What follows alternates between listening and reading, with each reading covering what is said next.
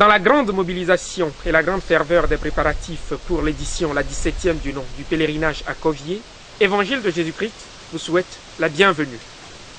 Aujourd'hui, lundi 1er décembre, premier lundi du temps de l'Avent, l'Église vous propose aujourd'hui d'écouter l'Évangile de Jésus-Christ selon saint Matthieu, chapitre 8, versets 5 à 11.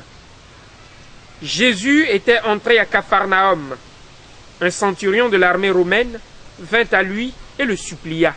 « Seigneur, mon serviteur est au lit, chez moi, paralysé, et il souffre terriblement. » Jésus lui dit, « Je vais aller le guérir. » Le centurion reprit, « Seigneur, je ne suis pas digne que tu entres sous mon toit, mais dis seulement une parole, et mon serviteur sera guéri.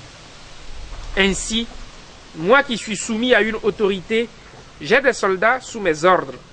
Je dis à l'un, va, et il va. À l'autre, viens, et il vient. Et à mon esclave, fais ceci, et il le fait. » À ces mots, Jésus fut dans l'admiration et dit à ceux qui le suivaient, « Amen, je vous le déclare, chez personne en Israël, je n'ai trouvé une telle foi.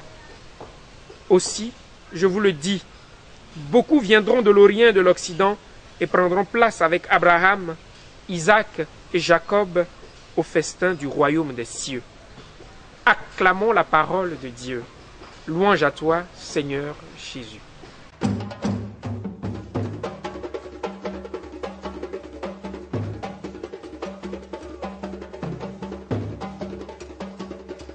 Seigneur, je ne suis pas digne que tu entres sous mon toit, mais dis seulement une parole et mon serviteur sera guéri. Chers amis dans le Christ, ces paroles de foi du centurion romain sont pour nous un héritage spirituel dont nous gardons encore la trace vive dans le modèle liturgique jusqu'à ce jour. Seigneur, je ne suis pas digne de te recevoir, mais dis seulement une parole et je serai guéri. Disons-nous après l'Agnus Dei. La foi de cet officier romain, il la saisit et la comprend dans l'image même de son statut de maître et de soldat. Il sait que Jésus, s'il a vraiment pouvoir sur toutes les forces, les puissances, les esprits et les dominations de ce monde, n'a pas besoin d'être dans leur proximité avant de les commander. Où qu'il soit, Jésus peut tout commander. Nous apprenons donc de cet évangile que Jésus domine toutes les forces. Nous apprenons aussi que le temps et l'espace n'ont point prise sur lui. Pour nous, cela veut dire deux choses. La première, la foi, notre foi, nous pouvons la comprendre à travers les lunettes de notre quotidien.